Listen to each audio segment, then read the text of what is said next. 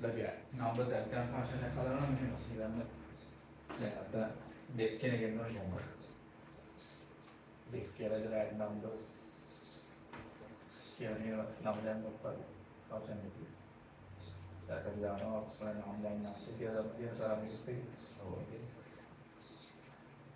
ඊට පස්සේ අපි මොකද කරන්නේ total equals number plus num2 කියලා ගන්න.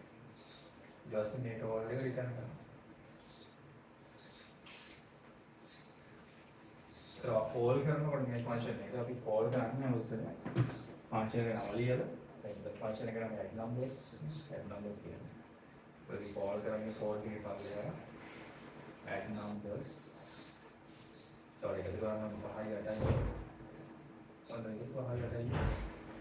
ඒකවල මොකද වෙන්නේ මෙතන මේ total එක හැදිලා මෙතනට return වෙනවා. දැන් මේක අපිට ඕන නම් තව variable එකක් දාන්න පුළුවන්. අපි top video කියලා දාමු. equals numbers 5 කියලා දාමු. හයි අටයි කියලා මෙතන එකතු කරලා 13 වෙනවා. ඒ 13 මෙතන return වෙනවා. ඒ 13 මේකට assign වෙනවා. ඊට පස්සේ අපි print කරලා 13 කියලා ඕන print කරනවා. ඉතින් මේ variable එක දාන්න ඕනේ මේක ගන්නයි කෙලින්ම මේකම print කරනවා තමයි. ඒක වුණා වෙන්නේ. මෙතන අර value එක එන්නේ.